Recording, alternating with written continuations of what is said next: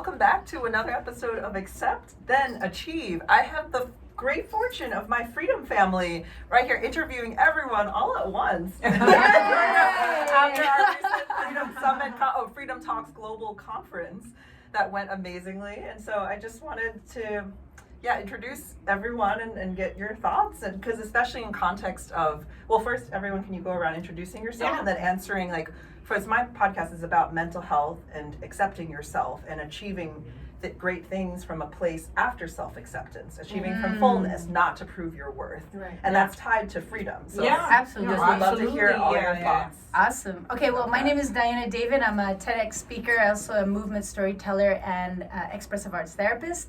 And I believe that freedom is in your movement. And when you play also and you move and you understand the wisdom of your body, that is your mental wealth. It's also the thing that will keep you resilient through any challenge in your life.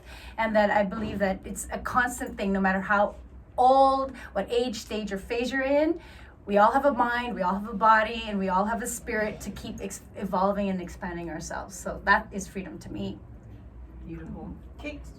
Hi, my name is Kik Xiao. I am a manifestation and sensuality coach. I'm also a commercial model, and I express myself through my senses. So that's my definition of freedom. I believe that as human beings, we deserve to feel most alive, and for me, it's tapping into my five senses and truly understanding that as a human being, this is what makes us who we are. And tapping into that also allows me to have access to my intuition. So through my five senses, I tap into my sixth sense. So I just want to keep talking about this and how it has created so much magic and freedom in my life. Wow. Charlotte. So, hi everyone, I'm Charlotte Alcala. I'm certified hypnotherapist. So, my expertise is actually for the freedom for the entrepreneurs, of like freedom from fear of rejection, fear of abandonment, betrayal. Like, if you're dealing with entrepreneurs whose business, you need to show up, you need to trust yourself, you need to allow yourself for a support, and you need to be accepted. So also, like, it's the feeling of like when you wake up in the morning, you don't have the fear of like guilt, shame, or anger. So it's the freedom to truly feel alive and to live the life that you always desired and deserve. Okay. I'm Coach Sally Jacob, and I started Freedom Talks Global. Initially, it was Freedom Summit, and I started Freedom Talks. Last year, we rebranded it, but it started 2018, and we felt like when we were doing it, we were trying to achieve time, location, and financial independence. Over the years, we crafted several stories. We've also helped people connect to the right coaches. So what I'm looking for every time is the freedom to speak up, show up, and own your story. Yes. Because this is the time where we can like really feel more free. If there are no blockages, there are no things that would like make us feel like, oh, I'm not enough, this is not good enough for me, I cannot do this, I cannot do that. And having the team, having everyone, help in supporting this venture or this community movement, is really helping everyone also to reach out to the community that needs us best. So that's the reason why we are really trying to tap everyone to support, every speakers, every coaches, so that we can really help the communities that needs more mental health support. Yeah, that's the thing. Yeah, absolutely. And thank you. And I just want to say that I loved what you did in evolving Freedom Summit into Freedom Talks Global and community, like really building that community aspect. That's why I'm here with you all now. We had the most wonderful retreat yesterday to integrate our learnings after the conference. So serving others, serving ourselves and each other, and really great things can't be done alone. Yes. Truly, and just reminding yourself, because we all have blind spots, right? So then other people who can complement us and who can reflect back our strengths too. A lot of times we don't see that in ourselves. So I'd love to just hear more about like what helped you, each of you, most in your mental health journeys, like to finally feel enough. I know it's always a journey, not a destination. Yes. So my God. too, but like what really stood out for you in each of your journeys? Can I? Yeah. So I love that you mentioned that we're always mirroring each other. And I started to see a lot of patterns. I started to see a lot of patterns that I attracted certain type of people. And I was like, I cannot blame my reality. I have to start taking accountability of why am I attracting the same patterns in my life? Surely there's something going on in my subconscious thoughts or beliefs that allows me to mingle with people who are toxic. And when I started to take accountability of my actions and my thoughts and my beliefs, everything started to shift.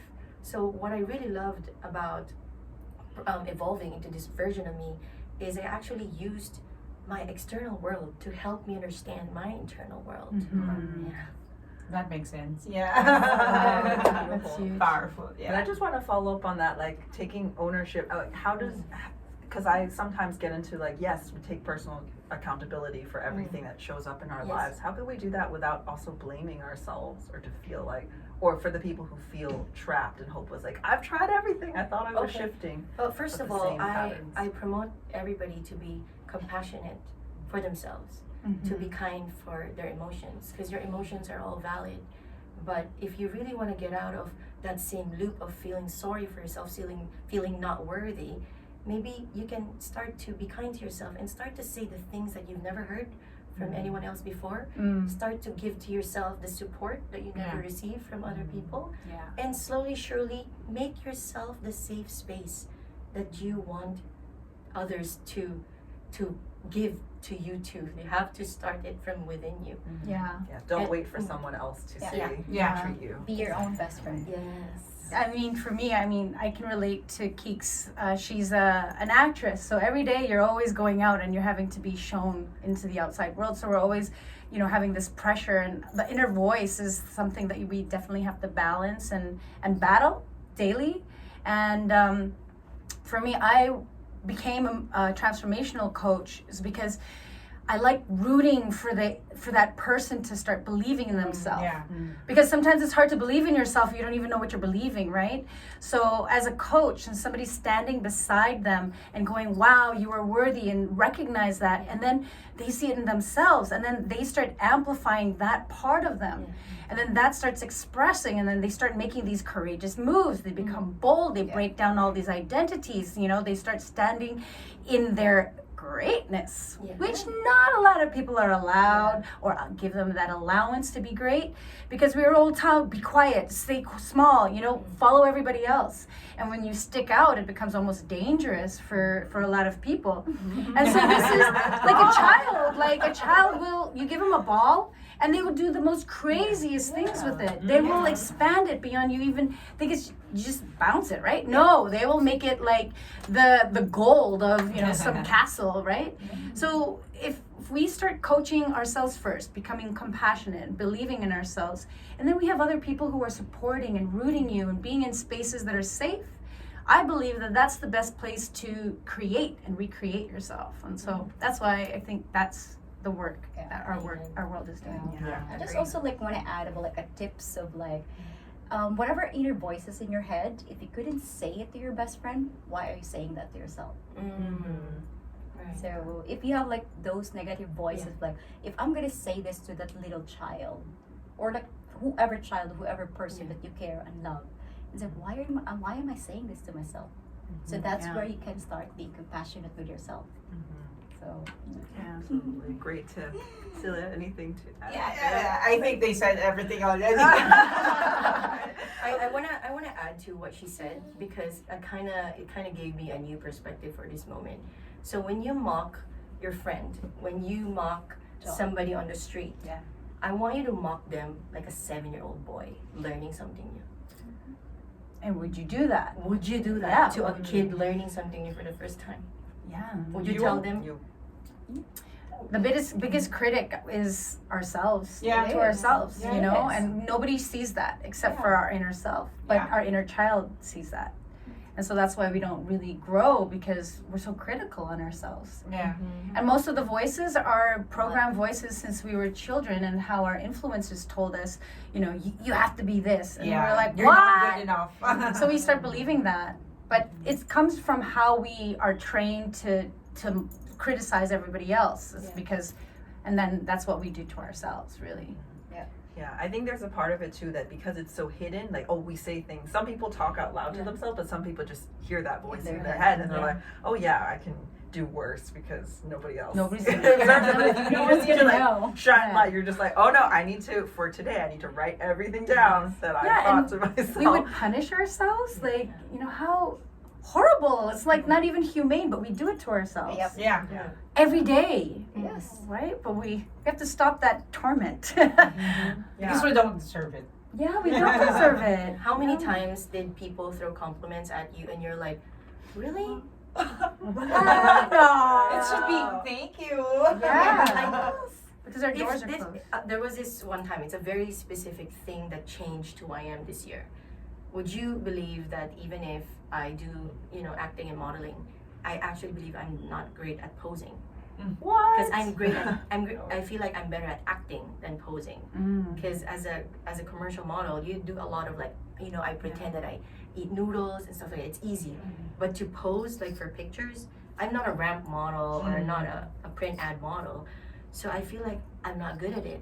And then one day I come across this, they're like the colleagues of my ex, and they come across to me and they say, can we have a photo with you, Kiki? And the first thing that they told me is, Kiki, you're one of the few people we know who's the best at posing. That's so insecure. And I don't even believe that. And I was like, but he sees that in me. So I embodied it. So this year, if you can see the shift in my photos, they're like, whoa. Yeah, I went for it. I was like, It's like Yeah. coming out of Vogue. basically, it's like fake it till you make it like, yeah, I am. You already sense that in me. It's an unlived potential in me. An unaccepted part. An Yeah. unaccepted part of me. yeah. So I started to embrace it, and I became in alignment with the version of me who really is great at posing. Nice. Sometimes we just have to realize it. Yes. Yeah. So Yeah. imagine all the mirror. things that you didn't believe that you can become, other people see already Yeah. in you. Yes. Right. Yeah. Yes. That's huge. Yeah. And you have to accept it. Yeah. Yeah. Yeah, it's the bar we have for ourselves is Yeah. so high. We're Yeah. like, we need to be 100%. But truly, 75, stay alive. That's really good. People admire that because Yeah. we forget, we are good. And the things, I feel like the things that come easily to us, we are so easily dismissive because they're just it's this easy for everyone. And then we forget, actually, no, But that's not true. And then I call it the not enough virus. And it's very simple because it's either the cup is half full or half empty.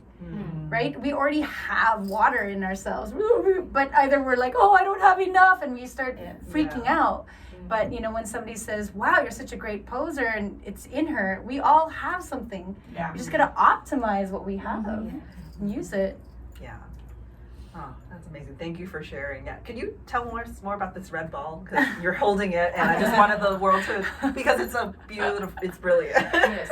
I mean, it sticks out, right? Yeah, It shows, right? And it's really that when we start focusing on something that we love or we play with. I mean, you give this ball, it's just something so simple, but it could do so much. You give it to somebody, like a little child, and it starts to move and they start to create with it. That's all it needs is just focus, attention, love, and then you create something new. So this is the philosophy of the Red Ball movement. It's taken me around the world and it's become my brand, my personal brand. And it just keeps reminding me of my mental health is when I am moving, playing, and creating, and I become the version of myself with no limitations. So I've made shows, one-woman shows that are up to 8 people of myself, versions of myself, but it always had a red ball in it. And so, I mean, I did a TED Talks and I said, I didn't want to just speak and be that poser, speaking like that. I was like, I'm a mover. So the red ball became the focus and the story that now if you just turn your passions and your gifts, it becomes your unique way of sharing to the world. And so I give it to you and you might use it in your own special way. That's right. Yeah. Diana is an amazing dancer, performer. Like, she went to clown school. She has all these amazing women shows. I'll put everyone's links into the episode at the bottom, but please check her out. Like, I watched your TED Talk, and I love that it's like, this not only represents you and it's memorable, but it's so relatable to everybody else. everyone. Like, everyone's red ball is different. This is everyone's gift. This is everyone's life purpose and your expression. And I still loved one of my favorite activities from this whole week of freedom that we've done together is when you had us blow up our red balloon. Like, that's our dream. And then keeping it up in the air and then involving other people to support us too with it. But it just really made me be like, wow, okay, yes, here's my dream right in front of me. And we did it with the kids too. And then just, you could write it down specifically too. I just love that. I didn't even realize mine ended up being more like, honestly, like uterus shaped. You're like, that's perfect for you. Being sex educator. So I was like, oh, couldn't be more perfect. Like, the ball even has, right, like, She was the best. identity of your own. Yeah, We won't go there. Blow person. Perfect. I had the biggest balloon. Yeah, she did a great job. By the way. 30 seconds. Yeah. She's really good in blowing. Their dreams into Balloon. blowing Your job. dreams. Yeah. I'm the amplifier. I Exactly. blow fire. Yeah. Right? I blow other people's Yeah. dreams to fan their flames. Yeah. Blowing it up. Always Yeah. blowing it up. Yeah, and basically it's your heart, right? So we talk about compassion. When you cradle, when you hold, when you nurture your heart, it shows, right? And so when you physicalize that, even just like we have a lot of exercises where we're holding our heart, it's just like holding your red ball. Yeah. It's like holding that focused passion. I'm like, I see you, inner child. You know, so it's just a materialized version so that we externalize our hearts and then we follow it. We bring it into the world, and it's in everybody. It's in everybody. Yes, it's true. And yes, if you want help finding your red ball, reach out to any of us. We all love more. I want the whole world. I still remember Celia in our paint night that she painted this beautiful world, and then all these little dots, these little red balls all over the world, and then how we're That's connected. how I saw Diana's vision also, and I would like to support also everyone's red ball and connect it to the different parts of the globe wherein we can be our best version and support others also. Yes. So that's what this whole Freedom Talks community is. It's not only this week that we spent together, it's the whole year long mentorship and more, and community. And anyone is still welcome to join us at any time. We're doing different conferences, tours, speeches, activations, online all and over. offline. Yeah, Yes. all throughout Asia, and then later on more. Like, we're expanding. expanding. Diana's from Canada. We got Mexico, Canada, Everywhere. India. It's This everywhere. is the start. I did have a question that came up, is just like, what has helped you? Because we all have this, but we're so afraid to show it. So what is really tips for overcoming that fear of rejection or judgment from people, especially our own families, like the naysayers? Cause What has really helped me is understanding that people's perception of you